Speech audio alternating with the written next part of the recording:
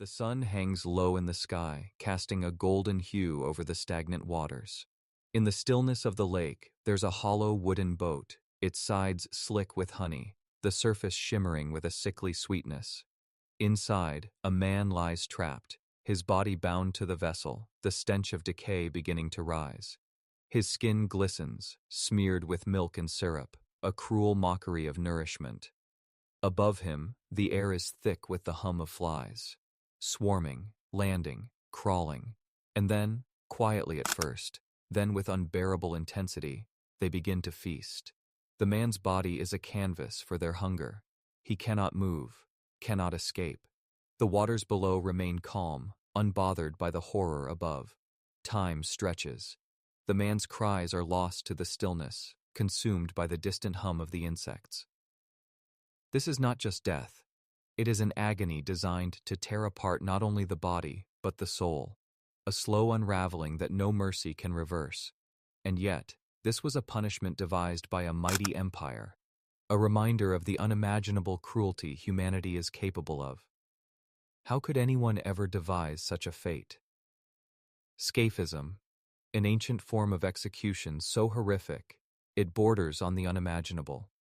Originating in the mighty Persian Empire, it was a punishment so cruel that it has echoed through history as a symbol of unchecked power and brutal justice. The victim, smeared with honey, trapped inside a wooden vessel, left to suffer under the scorching sun while insects feasted on their flesh. It wasn't quick, and it wasn't clean. It was agonizingly slow, a method designed to destroy the body and soul. But why? Why did the Persian rulers choose such a grotesque method to execute their enemies? What drove them to devise a punishment that would torment a man for days, leaving only a hollowed shell behind?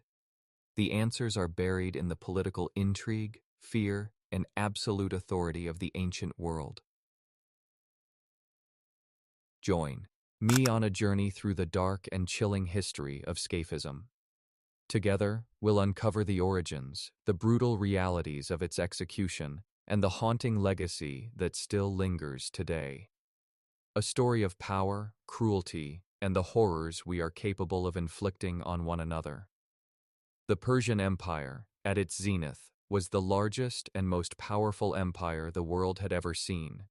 Spanning from the Indus Valley in the east to the Aegean Sea in the west, it was a vast expanse of territory, cultures, and peoples. At its heart, the empire was an unyielding force, its armies vast, its wealth unimaginable. The kings of Persia were not merely rulers, they were gods on earth, their authority sanctioned by divine will. The king, or Shah, was seen as the direct representative of the gods, a figure whose decisions were irrevocable, whose word was law. To challenge the king was to challenge the heavens themselves. This divine authority manifested in every aspect of Persian life, including the administration of justice. The Persian monarchs were determined to maintain absolute control over their empire, ensuring that the populace remained subjugated through fear, respect, and reverence. Public executions, often held in the shadow of monumental structures like the towering gates of Persepolis, were spectacles of both justice and power. These events were not merely punishments, they were demonstrations of the king's will, a way to remind the people of their place in the empire's unyielding hierarchy. Punishment, in ancient Persia, was not only a means of enforcing law, it was a form of communication. It served as a reminder of the fragility of life under the king's rule. Justice was swift, but it was also absolute. A thief might lose his hand, a traitor, his life. But for those who defied the empire in particularly egregious ways, there was no punishment cruel enough to restore order. This is where Scaphism fits into the picture. A punishment so horrifying, so barbaric, that it stands as a symbol of the empire's might and the unthinkable extremes to which it would go to maintain its rule. To understand Scaphism, we must understand the Persian worldview, particularly how the empire's kings viewed the very nature of justice. For the Persians, death was not something to be feared. It was inevitable, a passage to be embraced. But the manner of one's death held great significance. A quick death could be a mercy, but a slow, lingering one, a drawn-out unraveling of the body and mind, was a punishment reserved for the most heinous offenses. In this culture, death itself was not enough. It had to be accompanied by humiliation and suffering. The ancient Persians also had a unique relationship with the concept of honor. In a society where loyalty to the king was paramount, betrayal was the highest crime, the gravest sin. Those who threatened the stability of the empire, whether through political treason, military betrayal, or an affront to the king's divine authority, were often sentenced to unimaginable fates. Scaphism, with its slow and excruciating nature, was the ultimate punishment for those whose crimes were seen as unredeemable. It was a death that did not just take a life. It erased the very soul of the individual, leaving behind only the evidence of their horrific end. This culture of punishment and spectacle was not unique to Persia, but it was more extreme in its cruelty. While other ancient civilizations relied on beheadings or stonings, the Persians took pride in the psychological terror their punishments invoked. A public execution was meant to reverberate through the empire, sending a clear message to anyone who dared to question the king's power. The king's divine right to rule was absolute, and any threat to that power was met with a response, designed not just to punish, but to break the spirit of the people. In this environment, Scaphism was not simply a punishment, it was an art form. A reminder that to challenge the Persian throne was to invite the darkest and most agonizing of fates. It was a demonstration of absolute authority, the kind of power that could crush not only the body, but the very soul of an individual, leaving them to rot in the sun while the world watched. This backdrop, steeped in the divine power of kingship and the brutal methods of justice, sets the stage for the horrifying story of Scaphism, a tale of unrelenting cruelty that would echo down the centuries.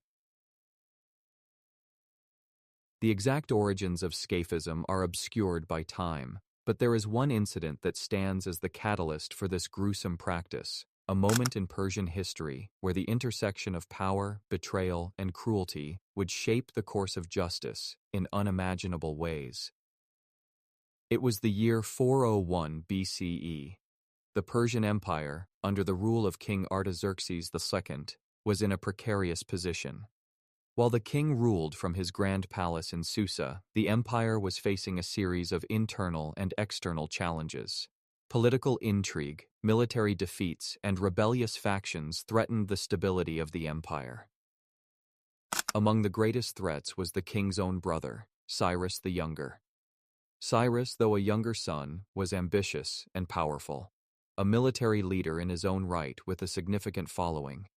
He believed that he was the rightful heir to the throne, and he was willing to challenge his brother Artaxerxes for it. The rivalry between the two brothers reached its zenith when Cyrus launched a military campaign to overthrow Artaxerxes. The famous Battle of Cunaxa in 401 BCE was the decisive moment. Cyrus gathered an army, a mix of Persian soldiers and Greek mercenaries, and marched toward Babylon, aiming to seize the throne. The battle was brutal, and though Cyrus's forces initially gained the upper hand, Artaxerxes' army ultimately triumphed. In the chaos, Cyrus himself was killed. With Cyrus's death, Artaxerxes secured his rule, but the implications of his brother's betrayal were immense. The event was not just a political defeat. It was a public challenge to his very legitimacy. Betrayal by blood was a crime of the highest order in the Persian world. The idea that one brother would rise up against another, that a family member would threaten the divine order of kingship, could not go unpunished. The repercussions had to be swift, harsh, and unforgettable. The Persian king had many options at his disposal: executions, imprisonment, or exile, but he chose a far darker path. In his anger and fear, Artaxerxes resolved to make an example of those who had conspired with Cyrus, sending a message that no one could challenge the king's divine authority without facing the most terrifying consequences. It was in this moment of fear and fury that Scaphism was conceived. Those involved in the plot against the king were to be punished in a way that would leave no room for mercy, no room for redemption. They would suffer a fate that was not just about death, it was about humiliation, suffering, and the complete annihilation of the self. The details of the first execution by Scaphism are lost to history, but it is believed that one of Cyrus's key officers, an individual whose crime was seen as an unforgivable betrayal, was selected as the first to experience this horrifying form of execution. The decision was deliberate. Scaphism was designed not merely to end a life, but to make the point that no one, no matter how high their status, was beyond the king's reach. It was a punishment so extreme, so cruel, that it would send shockwaves through the empire, ensuring that anyone with thoughts of rebellion would think twice before acting against the throne. Fear would be the ultimate tool of control.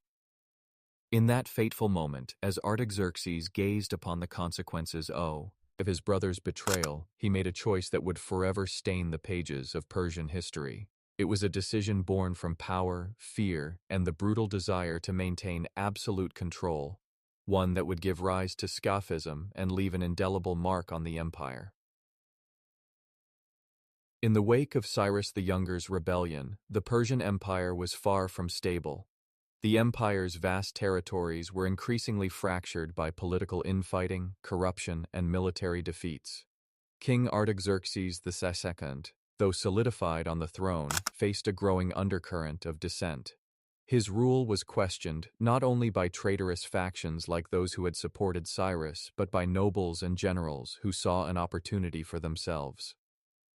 Artaxerxes was not just fighting for his throne, he was fighting to preserve the very structure of his empire. The power of the king was intertwined with the belief that he was chosen by the gods. To lose control over his empire would mean losing the divine right to rule. This fear drove him to make one of the most drastic decisions any ruler could make, to enforce his will with such terror that no one would dare challenge him again. The tension within the empire was palpable, growing like a storm on the horizon. The public execution of rebels and traitors had long been a staple of Persian justice, but something had shifted. Traditional methods, beheadings, stonings, crucifixions, had become too predictable, too familiar. The people, both within the empire and in surrounding lands, had grown accustomed to them. But Artaxerxes needed more than a simple execution. He needed something that would be impossible to forget, a method that would burn itself into the collective memory of the people. Scaphism, with its horrifying, slow agony, was the answer. It was the embodiment of his power, the ultimate tool for breaking not just bodies, but the very will of the individual. As word of the new punishment spread, a deep sense of unease settled over the empire. For the ruling class, Scaphism was a symbol of authority, a way to demonstrate that even the highest in society could be subjected to unimaginable pain if they dared to betray the king. The nobility watched with a mixture of fear and awe, understanding that anyone, no matter their rank, could be next if they crossed the line. For the common people, however, Scaphism represented something even more sinister. To them, it was no longer just a punishment. It was a spectacle, one designed to instill terror in the hearts of all who witnessed it. The very thought of being trapped in a wooden box, covered in honey, and left to suffer under the scorching sun was enough to break anyone's spirit. And yet, it was not the physical torment alone that made Scaphism so terrifying. It was the psychological devastation. To be sentenced to Scaphism was to face not just death, but an eternity of humiliation. It was a punishment designed to erase any sense of dignity, to strip the victim of their humanity. As tensions continued to mount and whispers of Scaphism spread like wildfire through the empire, the psychological buildup reached its peak. People began to view the punishment as not just a form of justice, but a manifestation of the king's absolute power. Fear permeated the air, and with every execution that followed, the grip of the emperor tightened. What was once a distant fear became a constant presence in the minds of those who lived under the Persian rule. No one was safe from the king's wrath, and Scaphism was the ultimate reminder of that reality. The people of Persia, from the highest noble to the lowest peasant, understood one undeniable truth. To fall out of favor with the king meant far more than a swift death. It meant the total destruction of the self, both in body and in spirit. The victim is dragged from the dusty streets of the city, his hands bound tightly behind his back, his face pale with fear. He had once been a high-ranking officer in the Persian army, a man of stature, but now he is nothing more than a condemned soul, a symbol of betrayal in the eyes of the king. His crime, collaborating with Cyrus the Younger in a bid to seize the throne, has sealed his fate. Today, he will be made an example of. The execution begins at dawn. The sun is still low in the sky, casting long shadows over the barren earth. The victim is placed in a hollowed-out wooden vessel, large enough to contain his body but too small for him to move. His limbs are strapped to the sides, immobilizing him, leaving him at the mercy of the elements and the creatures that lurk in the air. A thick layer of honey is smeared across his body, a sticky sheen that glistens in the morning light. His face is smeared with milk, a cruel mockery of sustenance, as if to taunt him with the promise of comfort that will never come. The man's heart races. He is fully aware of what is to come. He knows the insects will soon come. He knows the water will begin to fill the space around him. The decay will begin.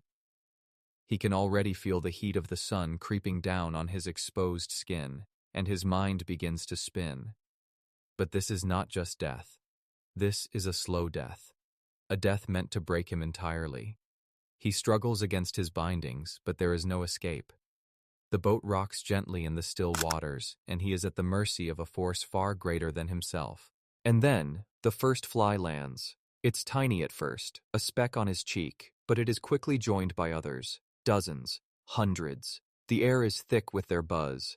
They are everywhere, on his skin, in his mouth, crawling across his eyes. His body, drenched in honey, is a feast.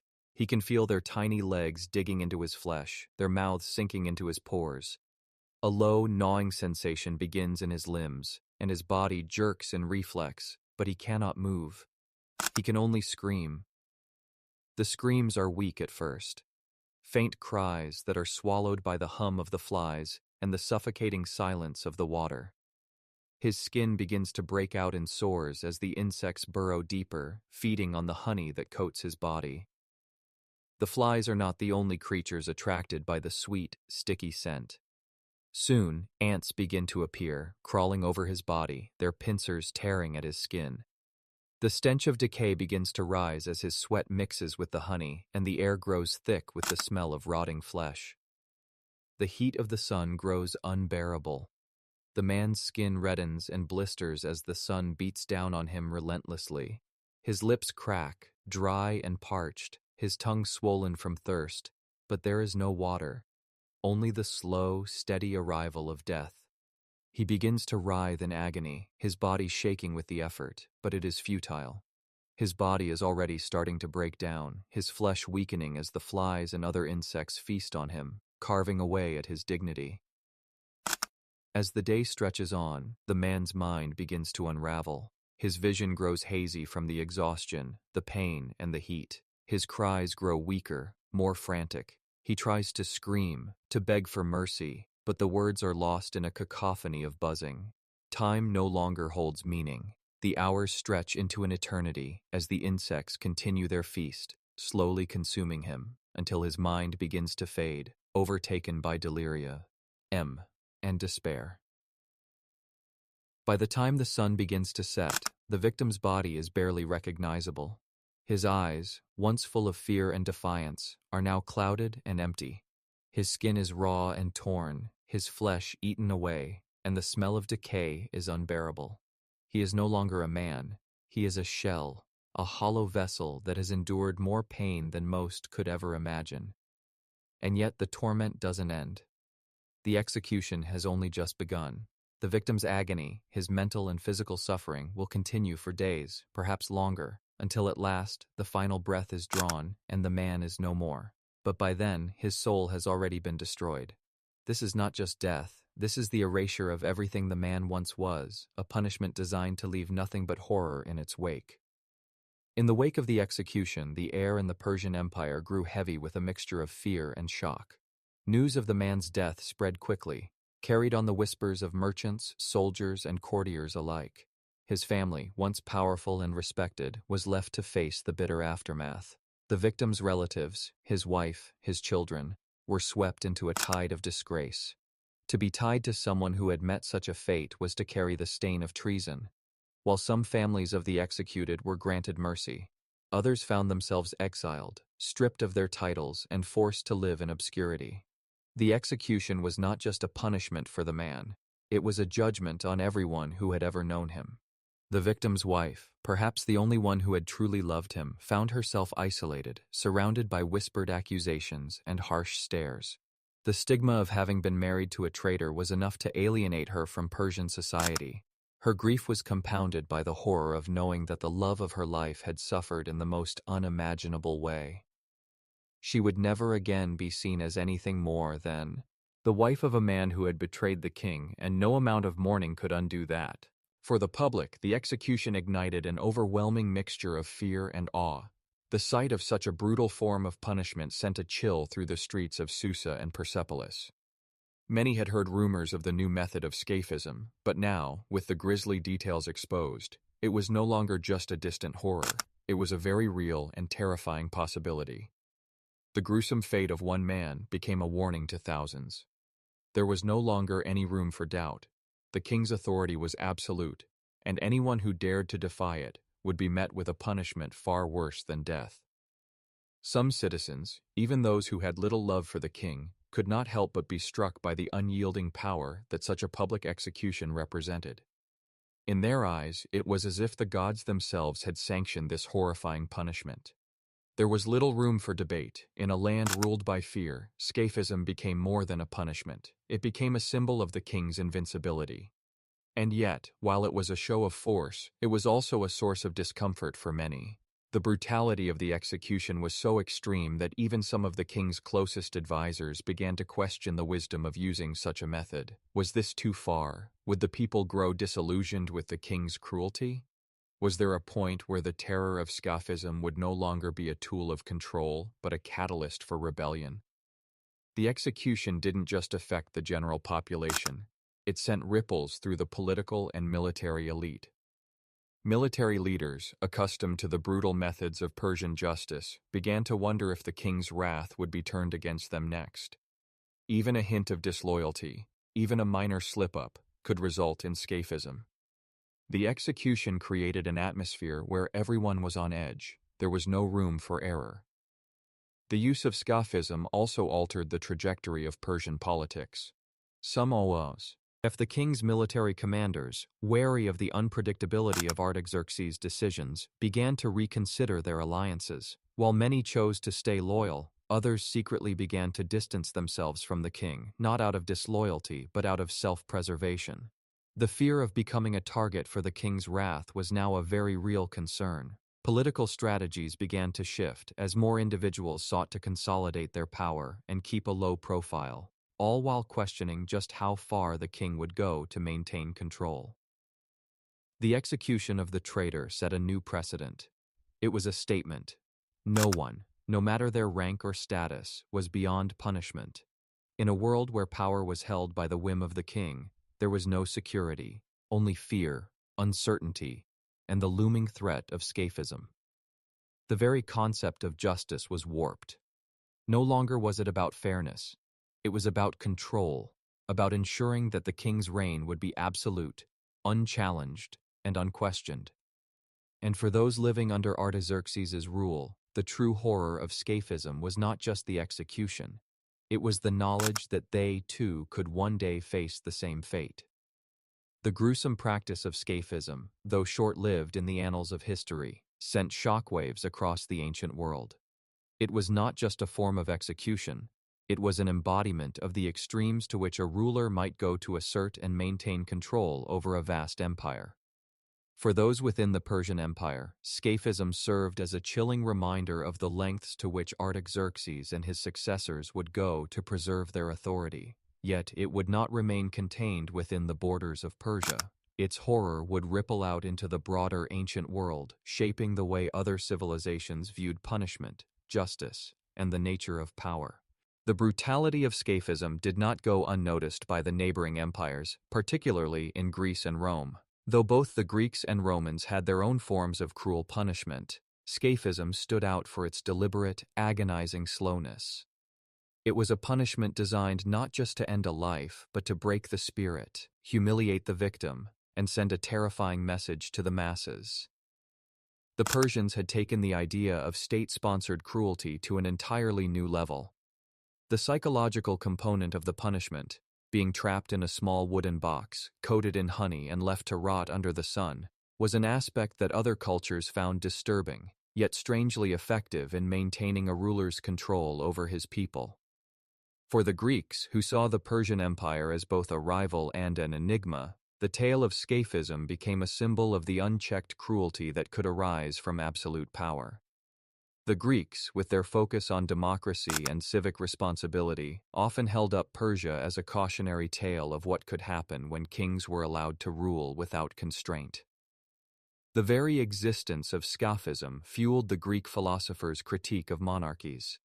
It reinforced their belief in the importance of checks on power and the dangers of centralized, tyrannical rule. While the Greeks did not adopt Scaphism, the practice's notoriety made it a reference point in discussions about political morality and the nature of despotic authority. Rome, too, would learn from the story of Scaphism, albeit through a different lens.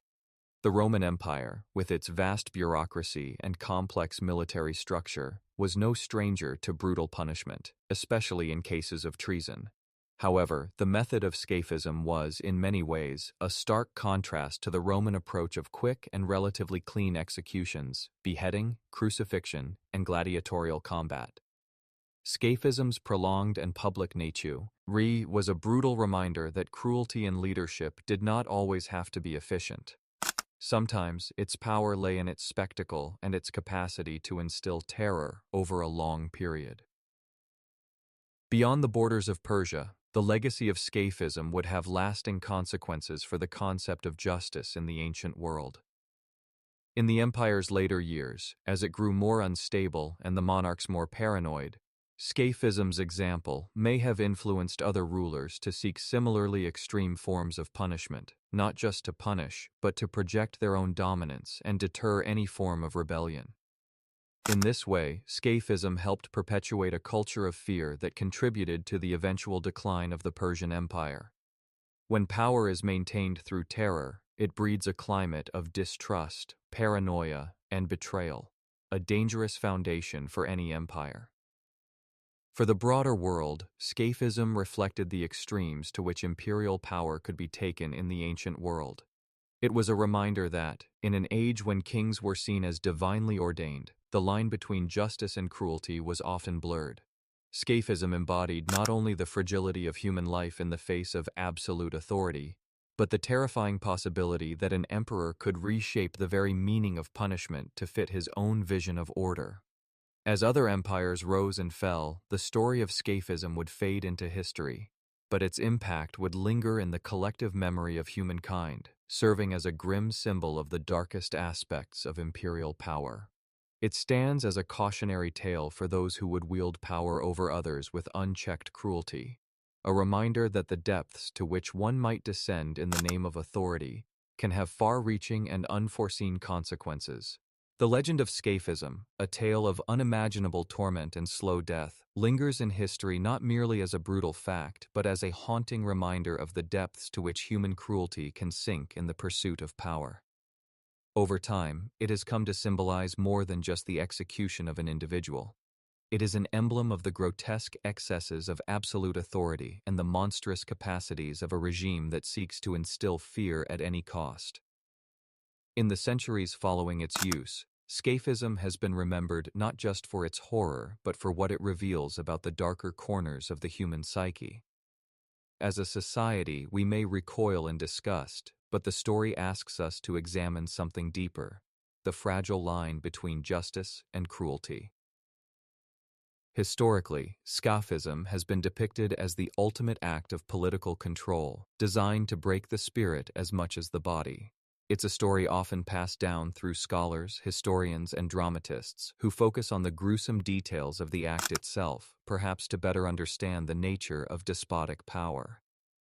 But Scaphism is more than just a gruesome anecdote. It is a mirror reflecting the terrifying potential for cruelty when power is left unchecked. In the context of the Persian Empire, it exemplified the terrifying reality that punishment, when wielded by an emperor, becomes a tool not for justice, but for control. Yet the true lesson of Scaphism extends far beyond ancient Persia. The moral implications of such barbaric methods of execution continue to challenge our understanding of what justice truly means. The cruelty of Scaphism, designed not only to kill but to humiliate and terrorize, poses a question that transcends time. What is the cost of a society built on fear and retribution? Is justice a form of moral rectitude, or does it become a distorted reflection of a regime's cruelty? The Persian king who enacted Scaphism sought to maintain order, but in doing so, he blurred the very concept of justice. Scaphism is not justice. It is a perversion of it, a reminder that even the highest ideals of law and order can be twisted into tools of oppression. As we reflect on this ancient practice, we cannot help but draw parallels to modern issues of punishment, justice, and human rights. In today's world, even the most progressive societies are not immune to debates surrounding the ethics of punishment. While no country would dare to employ Scaphism, the roots of its mentality can be seen in practices of torture, capital punishment, and systemic cruelty in various corners of the globe. The modern-day wars on terror, for instance, have sometimes been marred by reports of inhumane treatment of prisoners, reminiscent of the dehumanizing qualities of Scaphism. What does this say about the societies that use these methods? Are they simply upholding law and order, or have they crossed into a realm where cruelty becomes a tool of control? The psychological and emotional toll of cruelty on societies is immense. Scaphism was not just a punishment for the individual, it was a societal tool designed to instill a deep, paralyzing fear in the hearts of the public. It left scars on the collective consciousness of the Persian Empire, much like modern-day examples of terror tactics and human rights abuses, leave lasting trauma on populations today. In both ancient Persia and the modern world, such acts of cruelty may provide short-term stability, but they ultimately breed mistrust, fear, and the erosion of social cohesion. The scars of such punishment are not just borne by the victim, but by the society that condones it. The enduring legacy of Scaphism lies in its capacity to shape how we understand justice, punishment, and power. It serves as a cautionary tale, a reminder of what happens when a society values control over compassion, when power becomes so absolute that it allows for the unimaginable to occur. In the modern era, we must ask ourselves, how do we balance the need for justice with the imperative of maintaining human dignity? How do we ensure that our systems of punishment, even when necessary, do not strip away the very humanity they seek to protect? The story of Scaphism is more than just the story of a cruel execution. It is the story of the eternal struggle between justice and cruelty, power and compassion. It forces us to confront uncomfortable truths about our societies and ourselves. Do we perpetuate cycles of fear, or do we choose to break them? As long as we remember the brutal lessons of the past, the hope remains that we can build a future where justice is not about inflicting suffering, but about protecting dignity, humanity, and the rights of every individual. The practice of Scaphism teaches us that, as a society, we must be vigilant, always asking ourselves, what kind of world do we want to live in? A world where power is maintained by terror, or one where justice is guided by mercy and fairness? The answer is not simple, but the legacy of Scaphism challenges us to continue asking the question. As we look back on the horrific tale of Scaphism, we are left with more than just the images of a man trapped in a wooden box, coated in honey, slowly succumbing to the relentless assault of insects and decay. We are left with questions that transcend time and place, reaching into the heart of who we are as a species. Why did it take such a barbaric act for a king to prove his power? Why did an empire feel it needed to subject its own people to such cruelty to preserve order? In the grand sweep of history, Scaphism may seem like a singular event, a horrific anomaly within the vast expanse of human civilization. Yet, its legacy endures, a stark reminder of the dangers of absolute power. The story of Scaphism forces us to reflect on the ways in which cruelty can become normalized in the name of control, and how, when unchecked, it can warp not just societies but the very idea of justice itself. At the heart of this story is a question that remains timeless. What happens when those in power lose sight of compassion and humanity in their pursuit of order and control? Scaphism was not only a tool of execution, it was a tool of fear, meant to break the human spirit as much as the body, and in doing so, it left an indelible scar on the people it was meant to control. That is the true cost of cruelty. As we reflect on this brutal chapter in history, we must also consider the ways in which we confront power in our own time. The use of fear and terror as methods of control is not something relegated to the distant past. It persists in different forms across the world today.